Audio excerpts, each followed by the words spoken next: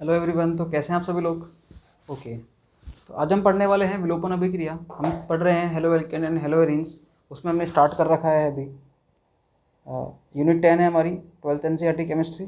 हम पढ़ रहे हैं यहाँ पर विलोपन अभिक्रिया, एलिमिनेशन रिएक्शंस। ठीक है, एलिमिनेशन रिएक्शन में हम क्या क्या पढ़ेंगे वो आपको मैं बता देता हूँ यहाँ पर। ठीक है, एलिमिनेशन रिएक्शन वैसे तो कई टाइप की होती है, E1 और E2, लेकिन यहाँ पर आपके अभी एनसीईआरटी में केवल जनरल कंसेप्ट दे रखे हैं, फिर मैं आपको हल्का फुल्का इसके बारे में बताऊँगा। ठीक है, ओके। तो एलिमिनेशन रिएक्शंस कैसे होती हैं, कैसे प्रोसीड होती हैं, क्या इसमें प्रोडक्ट होता है, क्या रिएक्टेंट लेते हैं हम, तो वो सारी चीज़ें हम देखने वाले हैं। हम पढ़ रहे हैं halo alkane and hello arenes, तो ऑब्वियसली बात है हमारा जो रिएक्टेंट होगा वो क्या होगा, एल्काइल हैलाइड। क्या होगा हमारा, एल्काइल हैलाइड। तो उससे हम क्या बनाएंगे, एल्काइल हैलाइड से हम क्या बनाएंगे, विलोपन अभिक्रिया के द्वारा हम क्या बनाएंगे, एल्कीन। क्या बनाएंगे हम, एल्कीन। तो पहली बात तो हमारे दिमाग में ये चीज़ समझ में आ गई कि हेलो एल्केन में हम यदि विलोपन अभिक्रिया कराते हैं तो रिएक्टेंट क्या होता है, हेलो एल्केन, और साथ में जो प्रोडक्ट बनेगा वो क्या बनेगा, हमारा एल्कीन। क्या बनेगा, एल्कीन। ओके, देखो एक बार हम इसको समझ लेते हैं कि ये विलोपन अभिक्रियाओं का मतलब क्या होता है। देखो नाम से पता चल रहा है विलोपन, इंग्लिश वाले एलिमिनेशन, मतलब कुछ ना कुछ एलिमिनेट होगा, निकलेगा। विलोपन मतलब कुछ ना कुछ विलोप होगा किसी का, या छुप जाएगा, वो अलग बाहर हो जाएगा। ठीक है, विलोपन मतलब क्या होता है, केवल किसी स्मॉल मॉलिक्यूल का या छोटे मॉलिक्यूल का बाहर निकल जाना, एलिमिनेशन हो जाना। आप नहीं बोलते क्या कि जैसे कई आपने लाइव शोज देखे होंगे आपने, ठीक है, तो उनमें आप देखते होंगे कि एक राउंड होता है एलिमिनेशन राउंड, पहले first round, second round, final round, फिर अपन बोलते हैं कि ये फाइनल राउंड था, ये तो एलिमिनेशन राउंड है, यहाँ पर तो सारे एलिमिनेट होंगे। ठीक है, तो एलिमिनेट मतलब बाहर निकलेंगे वो। ठीक है, ओके। देखो समझो इस चीज़ को, विलोपन अभिक्रिया क्या होती है, जब बीटा हाइड्रोजन परमाणु युक्त हेलो एल्केन को पोटेशियम हाइड्रोक्साइड के एल्कोहली विलयन के साथ गर्म किया जाता है, तो बीटा कार्बन से हाइड्रोजन परमाणु तथा अल्फा कार्बन से हेलोजन परमाणु, बीटा कार्बन से हाइड्रोजन परमाणु और अल्फा कार्बन से हेलोजन परमाणु का विलोपन होता है। इसके परिणाम स्वरूप एल्कीन बनती है। इसके परिणाम स्वरूप क्या बनती है, एल्कीन। अब यहाँ पर कुछ वर्ड्स आ रहे हैं आपके दिमाग में, ये आपको पता रहना चाहिए। ठीक है, जैसे इसने बोला बीटा हाइड्रोजन परमाणु, इसने बोला अल्फा कार्बन, तो ये होते क्या है मैं आपको एक बार बता देता हूँ इसके बारे में। देखो ये कोई कार्बन चेन है, सपोज दैट ये कोई कार्बन चेन है। ठीक है, इस कार्बन से मैं यदि हेलोजन जोड़ देता हूँ, मैंने क्या जोड़ा, इस कार्बन से मैंने हेलोजन जोड़ दिया, तो आपके दिमाग में एक चीज़ रहनी चाहिए हमेशा, वो क्या है कि जो हेलोजन, ये हेलोजन जिस कार्बन से जुड़ा हुआ है, ठीक है, हेलोजन जिस कार्बन से जुड़ा हुआ है। अब मैं बात हेलोजन की नहीं करूंगा, अगर मैं किसी अलग चैप्टर में जाऊंगा, alcohol, phenol, ether, aldehyde, ketone, acid, amines, इनमें अगर जाता हूँ, मैं किसी भी चीज़ में जाता हूँ, मतलब मैं जा रहा हूँ फंक्शनल ग्रुप पर, क्रियात्मक समूहों पर। ठीक है, यदि मैं किसी क्रियात्मक समूह को या हेलोजन को देखता हूँ, तो हेलोजन जिस कार्बन से जुड़ा हुआ है उस कार्बन को मैं बोलता हूँ अल्फा कार्बन। क्या बोलता हूँ उसको मैं, अल्फा कार्बन। क्या बोलता हूँ, अल्फा कार्बन। आपको अच्छे से पता है ये चीज़, ठीक है। और इस अल्फा कार्बन से जुड़े हुए जो हाइड्रोजन होंगे वो क्या हो जाएंगे, अल्फा हाइड्रोजन। लेकिन पहले अपन को ये पता होना चाहिए कि अल्फा कार्बन क्या होता है। क्लियर, ये अल्फा कार्बन हो गया। अल्फा कार्बन के जस्ट अगला कार्बन क्या होता है, बीटा कार्बन। तो ये भी क्या हो जाएगा, बीटा कार्बन, और ये वाला भी क्या हो जाएगा, बीटा कार्बन। क्लियर, उसके जस्ट अगला कार्बन क्या होता है, गामा कार्बन। क्या होता है, गामा कार्बन। और अगर आगे भी कोई है तो हम बोलते हैं डेल्टा। क्या बोलते हैं, डेल्टा। ठीक है, कोई दिक्कत नहीं आता, कोई समस्या नहीं है। ठीक है, तो हमारा ये समझ में आ गया कि भैया अल्फा कार्बन क्या होता है, बीटा कार्बन क्या होता है, गामा कार्बन क्या होता है, डेल्टा कार्बन क्या होते हैं। क्लियर, हेलोजन जिस कार्बन से जुड़े हुए अल्फा कार्बन, उसके बगल वाला बीटा कार्बन। क्लियर, वैसे ही फंक्शनल ग्रुप अगर यहाँ OH होता तो हम क्या बोलते हैं, OH जिस कार्बन से जुड़े वो अल्फा कार्बन, उसके अगला बीटा कार्बन। तो हमें ये तो समझ में आ गया कि अल्फा कार्बन बीटा कार्बन क्या होता है। ठीक है, अब देखना आगे। उसके अलावा इसने मतलब ये तो पता चल गया कि बीटा कार्बन क्या होता है। ठीक है, अब उससे जुड़ा हुआ हाइड्रोजन परमाणु और ये अल्फा कार्बन बीटा कार्बन अपने समझ में आ गया। हाइड्रोजन परमाणु, देखो ये कार्बन की पूरी चेन थी। ठीक है, यहाँ पर मैंने कोई हेलोजन जोड़ रखा है, कोई हेलोजन जोड़ रखा है, इन सबसे ऑब्वियसली बात है कोई ना कोई हाइड्रोजन वगैरह होंगे। सही है, कोई दिक्कत नहीं है, कोई समस्या नहीं है इनमें तो बिल्कुल भी, मेरे हिसाब से किसी को कोई समस्या नहीं होनी चाहिए। अब देखो समझना इस चीज़ को, यहाँ पर क्या है, जैसे ये हेलोजन है, हेलोजन से जुड़ा हुआ जो कार्बन है वो कैसा कार्बन है, अल्फा। इसके जस्ट अगला कौन सा कार्बन है, बीटा। अब देखो बीटा कार्बन से जुड़ी हुई जो हाइड्रोजन है वो कैसी होगी, बीटा हाइड्रोजन। क्या होगी वो, बीटा हाइड्रोजन एटम। वो क्या होगा, बीटा हाइड्रोजन। सही है, बीटा कार्बन से जुड़ी हुई हाइड्रोजन क्या होती है, बीटा हाइड्रोजन। अल्फा कार्बन जुड़ी हुई क्या होंगी, ये alpha hydrogen, alpha hydrogen, beta hydrogen, beta hydrogen, gamma hydrogen, gamma hydrogen. क्यों, क्योंकि ये गामा कार्बन है। सही है, इस तरीके से होता है। तो हमें ये तो समझ में आ गया कि भैया इसने जो बोला है वो वर्ड क्या क्या है, वर्ड का मतलब समझ में आ गया। अब लैंग्वेज समझते हैं। जब बीटा हाइड्रोजन परमाणु युक्त हेलो एल्केन, मतलब कोई ऐसा हेलो एल्केन ले लिया जिसमें हेलोजन तो है ही है लेकिन बीटा हाइड्रोजन परमाणु भी है, बिल्कुल जैसे ये रहा है। ठीक है, वो पोटेशियम हाइड्रोक्साइड के साथ, पोटेशियम हाइड्रोक्साइड क्या होता है, ये बेस होता है, जैसे KOH है ना, अपना पोटेशियम हाइड्रोक्साइड को अपन कैसे बोलेंगे, KOH। KOH क्या होता है? स्ट्रॉन्ग बेस होता है। क्या होता है ये? Strong base. बेस मतलब क्षार। हाँ जी, ठीक है। स्ट्रॉन्ग मतलब ताकतवर क्षार ये, ठीक है। हाँ जी, क्या होता है? स्ट्रॉन्ग बेस होता है ये, एक क्षार होता है, ठीक है, काफ़ी ताकतवर क्षार होता है ये। ओके, कि एल्कोहली सॉल्यूशन, एल्कोहली विलयन के साथ गर्म करते हैं, इसको हीट करते हैं, तो बीटा कार्बन से जुड़ा हुआ हाइड्रोजन, ये रहा, ये हाइड्रोजन परमाणु, ठीक है, बीटा कार्बन जुड़ा हुआ हाइड्रोजन परमाणु तथा अल्फा कार्बन से हेलोजन परमाणु, अल्फा कार्बन जुड़ा हुआ हेलोजन जो होते हैं का विलोपन हो जाता है, मतलब ये दोनों हट जाएंगे, ये दोनों हट जाएंगे। इसके परिणाम स्वरूप एक एल्कीन बनती है। क्या बनती है? एल्कीन, मतलब यहाँ डबल बॉन्ड आ जाएगा। क्या आ जाएगा? डबल बॉन्ड आ जाएगा भैया यहाँ पर, ये लो, यहाँ क्या आ जाएगा? Double bond. इस तरीके से होती है विलोपन अभिक्रियाएं। अब मैं इसको एक बार इसका फॉर्मेट समझा देता हूँ। फॉर्मेट आपके समझ में आ गया तो रिएक्शन समझ में आ जाएगी आपके, ठीक है। लो भैया, इसके फॉर्मेट को समझाने के लिए मैं क्या करता हूँ, देखो, आ जाओ, देखना भैया, फॉर्मेट क्या होता है इसका। सपोज दैट कि ये हेलो एल्केन है, ये कार्बन, ठीक है, यहाँ पर कोई ग्रुप लगे हुए हैं ये, ठीक है। अब मैंने क्या करा, यहाँ पर तो मैंने जोड़ दिया X और यहाँ जोड़ दिया H। ये अल्फा कार्बन था, ये बीटा कार्बन है, बीटा का हाइड्रोजन, मतलब अपन को कोई ऐसा हेलो एल्केन लेना है जिसके पास बीटा हाइड्रोजन एटम हो और हेलोजन तो वही होगा, ठीक है। तो मैं लिख देता हूँ बीटा हाइड्रोजन युक्त हेलो एल्केन, इसको इंग्लिश में लिख देता हूँ हेलो एल्केन, सही है, बीटा हाइड्रोजन युक्त हेलो एल्केन। अब देखो होता क्या है यहाँ पर, इस रिएक्शन को हम आगे कराते हैं। इसकी रिएक्शन कराएंगे हम KOH से। किससे कराएंगे? KOH से। KOH होता है एक बेस। क्या होता है? ये एक बेस होता है, क्लियर है। ये क्या होता है? एक बेस होता है, क्लियर, कोई समस्या नहीं किसी को भी। तो इसमें होता क्या है, देखो समझना, देखो यदि इस हाइड्रोजन को मैं अगर यहाँ लिख देता हूँ, इस जगह पर लिख देता हूँ यहाँ पर, तो किसी को कोई समस्या नहीं होनी चाहिए, इसमें कोई फर्क नहीं पड़ता उससे, ठीक है। ये लो, ये मैंने इसको यहाँ पर लिख दिया। इसको क्या थोड़ा आपको समझने में और मेरे को समझाने में दिक्कत नहीं आएगी। देखो ये बेस जो है OH माइनस, ये क्या करता है? BOS जो क्षार है ये इस हाइड्रोजन पर अटैक करता है। किस पर अटैक करेगा? इस बीटा हाइड्रोजन एटम पर, सही है। इस बीटा हाइड्रोजन एटम पर अटैक करेगा तो क्या होगा, देखना भैया, ये हाइड्रोजन के जो इलेक्ट्रॉन्स हैं, ये इसमें दो इलेक्ट्रॉन है। एक बॉन्ड में कितने इलेक्ट्रॉन होते हैं? 2। कितने इलेक्ट्रॉन होते हैं एक बॉन्ड में? 2 इलेक्ट्रॉन, सही है। ये लो, मैं इसको ऐसे शो कर देता हूँ, ये 2 इलेक्ट्रॉन हो गए। तो क्या होगा, ये दोनों इलेक्ट्रॉन शिफ्ट होंगे कहाँ पर? यहाँ पर, इस जगह शिफ्ट होंगे। ये थोड़ा सा शिफ्ट करा देता हूँ उसको मैं, देखो ये कहाँ शिफ्ट हो जाएंगे? इधर की तरफ, क्लियर, शिफ्ट हो गए। जब ये इधर शिफ्ट होंगे तो इस कार्बन की वैलेंसी कितनी होने लगेगी? 5। क्या एक कार्बन की 5 वैलेंसी हो सकती है क्या? नहीं भैया, गलत बात। ये बॉन्ड जब इधर शिफ्ट होगा तो यहाँ क्या बनेगा? डबल बॉन्ड बनेगा और इस कार्बन की वैलेंसी 5 होना स्टार्ट हो जाएगी। और 5 वैलेंसी स्टार्ट होना हो जाएगी तो ये बॉन्ड जो है ये यहाँ से X माइनस बाहर निकल जाएगा। हेलोजन जो है यहाँ से क्या निकल जाएगा? बाहर निकल जाएगा। देखो भैया, इस तरह की सिलेक्शन होती है। तो देखो ये बॉन्ड एज इट इज, ये इस कार्बन के एज इट इज है, ये वाला बॉन्ड हट के यहाँ शिफ्ट हो गया तो यहाँ क्या आ गया? Double bond. ये कार्बन एज इट इज, ये कार्बन एज इट इज, और ये 2 बॉन्ड होने अलग से।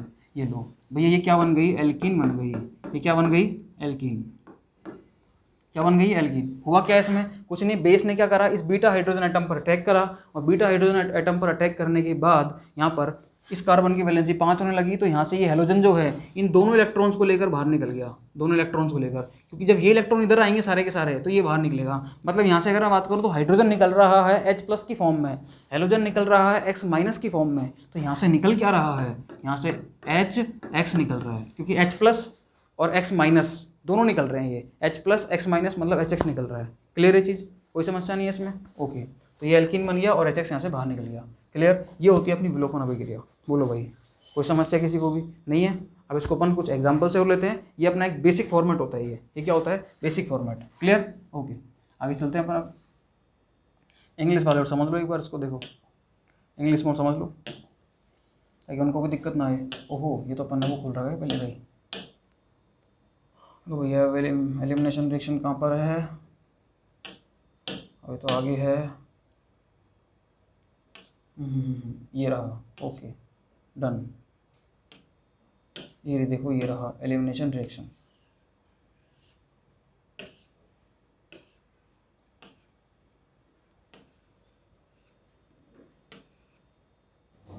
देखो रिएक्शन में मेटल आ गया तो एलिमिनेशन हो गई।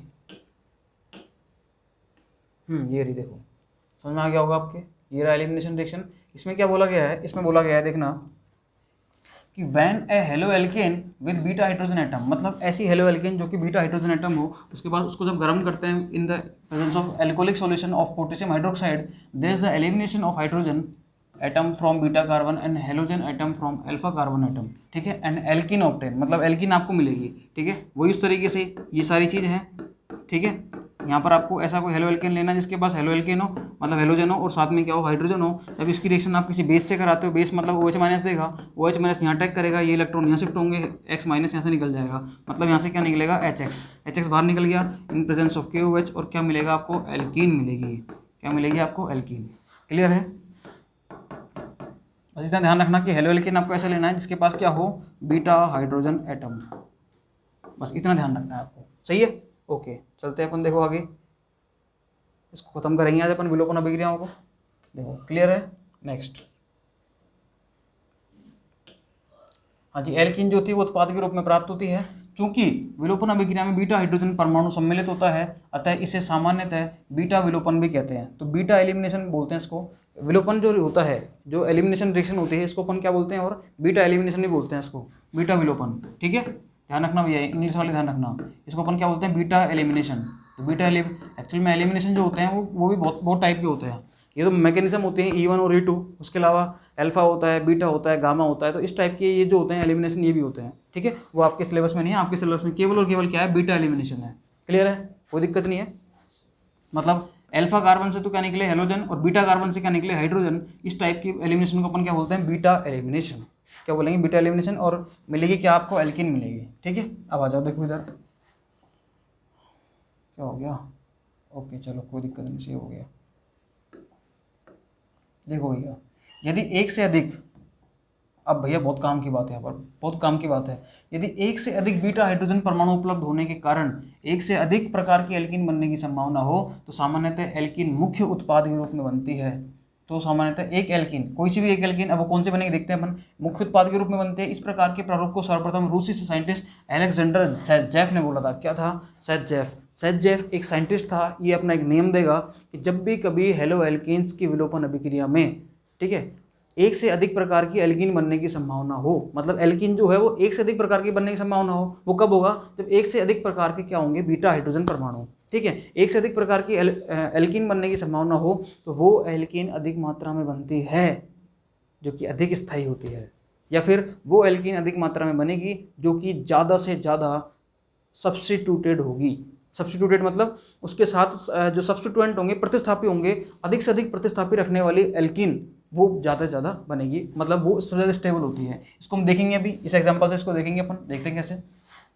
ठीक है, यदि एक से अधिक प्रकार के बीटा हाइड्रोजन परमाणु उपलब्ध हो, तो वहाँ पर एक से अधिक एल्कीन बनने की संभावना होती है, लेकिन एक एल्कीन मुख्य उत्पाद के रूप में बनती है। इस प्रकार के प्रारूप को हम क्या बोलते हैं, मतलब एक साइंटिस्ट ने दिया था, कौन था वो, सैटजेफ। कौन था, सैटजेफ। भी उच्चारित किया जाता है, ने इसको प्रेक्षित किया। इन्होंने 1875 में एक नियम प्रतिपादित किया, जिसे इन्हीं के नाम से बोलते हैं अपन, कौन सा, सैटजेफ नियम। वो क्या था, विहाइड्रोजनन, मतलब विहाइड्रोजनेशन के फलस्वरूप वह एल्कीन मुख्य उत्पाद में बनेगी जिसमें द्विक आबंधी कार्बन परमाणुओं पर एल्किल समूह की संख्या अधिक होती है। मतलब डबल बॉन्ड जो होगा कार्बन, इसके यहाँ पर जितने ज़्यादा सब्स्टिट्यूएंट होंगे, वो एल्कीन उतनी ज़्यादा स्टेबल होती है, और वो एल्कीन सबसे ज़्यादा मात्रा में बनेगी। Clear, okay. देखो क्या बोल गया ये, इसको मैं समझा देता हूँ ढंग से, ताकि आपको कहीं कोई समस्या ना आए। ठीक है, हाँ जी, ओके। देखो मैं बात करता हूँ इसकी, ये आपने लिया बीच में कंपाउंड, क्या लिया आपने, ये लिया 2-ब्रोमोपेंटेन। क्या लिया, 2-ब्रोमोपेंटेन। इसमें देखो ये ब्रोमो है, ये ब्रोमीन है, क्या है, ब्रोमीन। इस ब्रोमीन की अगर मैं बात करता हूँ, तो यहाँ पर देखो ये अल्फा कार्बन हो गया, ये बीटा हो गया, ये भी क्या हो गया, बीटा। अब बीटा की अगर मैं बात करता हूँ, बीटा में तो देखो ये बीटा हाइड्रोजन और ये भी बीटा हाइड्रोजन, मतलब बीटा हाइड्रोजन दो टाइप की हो गई, एक तो इधर वाली और एक इधर वाली। सही है, दो टाइप की बीटा हाइड्रोजन हो गई।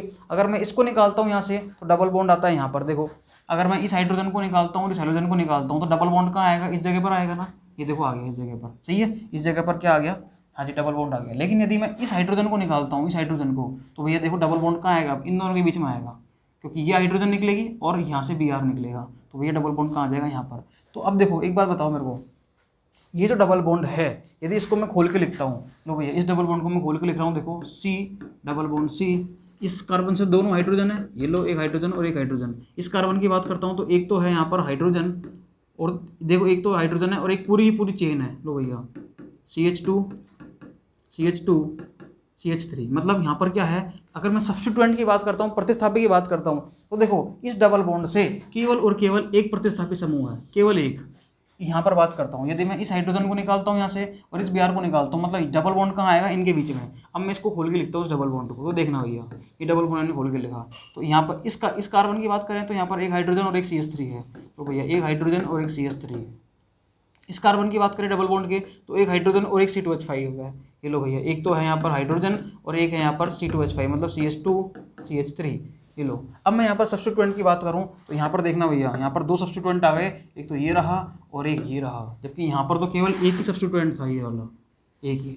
तो सैजजेफ ने यही बोला था कि जब हेलो एल्केन के विलोपन के पश्चात यदि एक से अधिक प्रकार की एल्कीन बनने की संभावना हो तो वो एल्कीन अधिक मात्रा में बनेगी जहाँ पर डबल बॉन्ड से ज़्यादा एल्काइल समूह होंगे या फिर प्रतिस्थापी समूह होंगे। तो यहाँ पर अपन देखते हैं डबल बॉन्ड से केवल एक प्रतिस्थापी समूह है, यहाँ पर डबल बॉन्ड से दो प्रतिस्थापी समूह है, चाहे वो छोटे हो बड़े हो, डजंट मैटर कितने कार्बन का पता नहीं, लेकिन अगर प्रतिस्थापी है, एल्काइल ग्रुप है, एक कार्बन का भी है, तो भैया वो एल्कीन ज़्यादा से ज़्यादा स्थायी होती है। तो देखो ये वाली कैसी है, पेंट 2 इन, अगर इसका IUPAC नोमेनक्लेचर आप करोगे तो क्या आएगा, 2 पेंटीन, इसका आता है पेंट 1 इन, मतलब 1 पेंटीन। सही है, ये पेंटीन, ये 2 पेंटीन। इसका मतलब क्या है, ये डबल बॉन्ड से यहाँ पर दो सब्स्टिट्यूएंट हैं, तो ये देखो 81% बन रही है, ये कितनी बन रही है, 19%। तो जो एल्कीन जितनी ज़्यादा स्टेबल होगी वो उतनी ज़्यादा बनेगी। सही है, कोई दिक्कत नहीं है। तो जो एल्कीन जितनी ज़्यादा स्टेबल होती है वो उतनी ही ज़्यादा बनती है। ये कंसेप्ट किसने दिया था, सैजजेफ ने। ये सैजजेफ महाराज का कंसेप्ट है, ठीक है।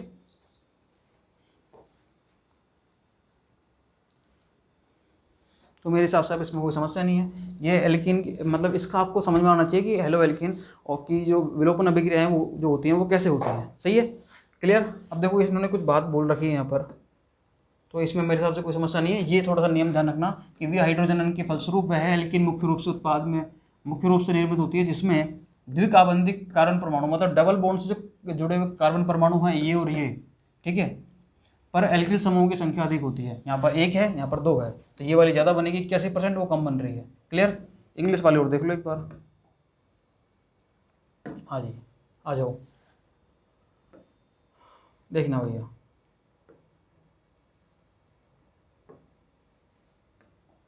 देखो, if there is a possibility of formation of more than one type of alkene due to the availability of more than one type of beta hydrogen atom, यदि कहीं पर एक से अधिक प्रकार के बीटा हाइड्रोजन अवेलेबल हैं और वहाँ पर यदि एक से अधिक प्रकार की एल्कीन बनने की संभावना है, तो वहाँ पर usually one alkene is form, केवल जनरली एक ही एल्कीन बनेगी। वो कौन सी बनेगी, हाँ जी, this form part of a pattern first observe by the Russian chemist Alexander Saytzeff. मतलब इस सबसे पहले किसने ऑब्जर्व किया था, सैजजेफ ने। अब वो कौन सी एल्कीन बनेगी, या तो एक ही टाइप की बनेगी, और अगर दो बनती हैं, तीन बनती हैं, जितनी बनती हैं, तो उनमें से एक मुख्य उत्पाद के रूप में बनेगी। और मुख्य उत्पाद मतलब मेजर प्रोडक्ट।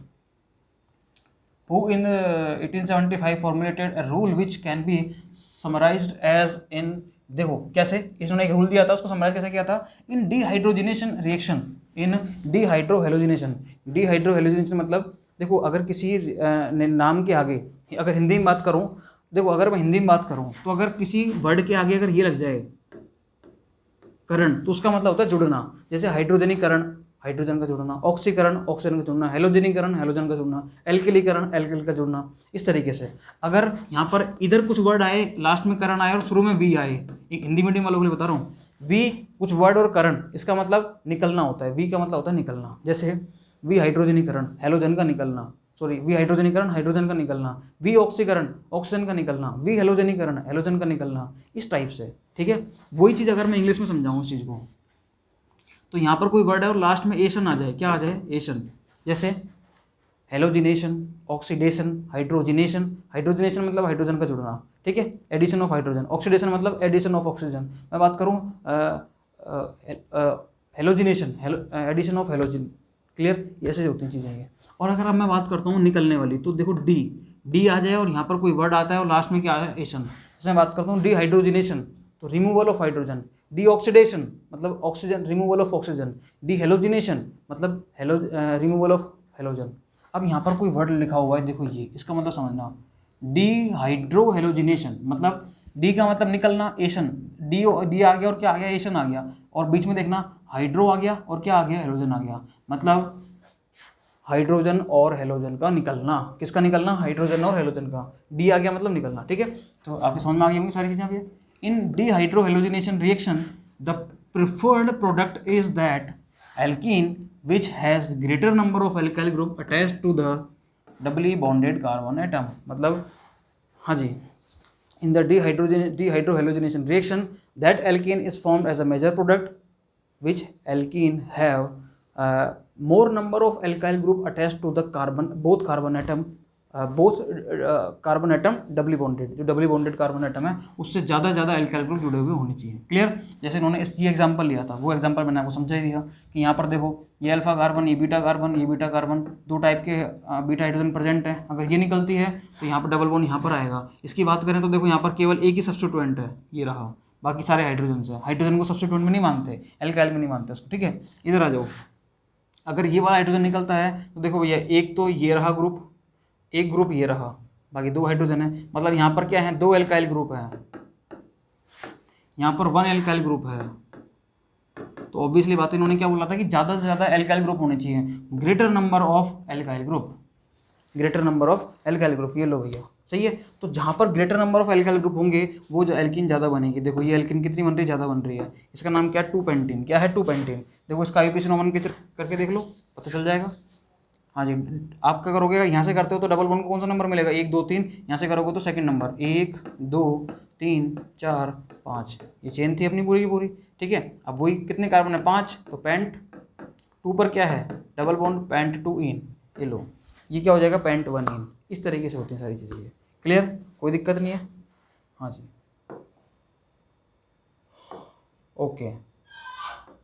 तो अब अपन आगे पढ़ेंगे, ये चीज़ मैं आपको और बता दूंगा बाद में, एलिमिनेशन वर्सेस सब्स्टिट्यूशन क्या होते हैं। क्लियर? आप इसको पढ़ना है, इस पूरे पैराग्राफ को। इस तरह की चीज़ें जो होती है ना, ये एक बार आप पढ़ के रखो, फिर जब मैं लाइव डाउट सेशन में आऊँगा पूरे चैप्टर कंप्लीट होने के बाद, तब मैं आपको ढंग से चीज़ों को समझा दूंगा और आपके सारे डाउट्स को मैं क्लियर करूँगा विद सारे न्यूमेरिकल्स। जितने भी न्यूमेरिकल्स होंगे वो सारे सॉल्व करते हुए, ठीक है। अब नेक्स्ट लेक्चर में हम पढ़ेंगे रिएक्शन विद मेटल। आ जाओ भैया। अब अगली में पढ़ने वाले हैं हम धातुओं के साथ अभिक्रियाएं।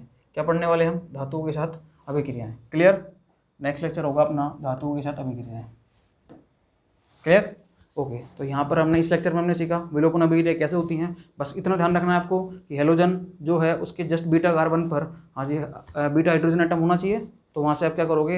एक बेस लोगे, बेस की प्रेजेंस में रिएक्शन होती है और यहाँ पर एल्कीन बनता है एज ए मेजर प्रोडक्ट। और वो एल्कीन ज़्यादा बनेगी जहाँ पर सब्स्टिट्यूएंट आपसे ज़्यादा लगे हुए हों। वो नियम किसने दिया था? सेज़ेफ ने। तो सेज़ेफ का नियम क्या था? यदि किसी हाइड्रोहेलोजनीकरण अभिक्रिया में एक से अधिक प्रकार की एल्कीन बनने की संभावना हो तो वो एल्कीन ज़्यादा से ज़्यादा मात्रा में बनेगी या मुख्य उत्पाद के रूप में बनेगी, जो कि ज़्यादा से ज़्यादा एल्काइल ग्रुप रखती हो डबल बॉन्ड से अटैच में, ठीक है। ओके, तो हमने पढ़ लिया। नेक्स्ट क्लास में पढ़ने वाले हैं रिएक्शन विद मेटल। ओके, धातुओं के साथ अभिक्रिया है। तो ओके, ठीक है। Thank you so much.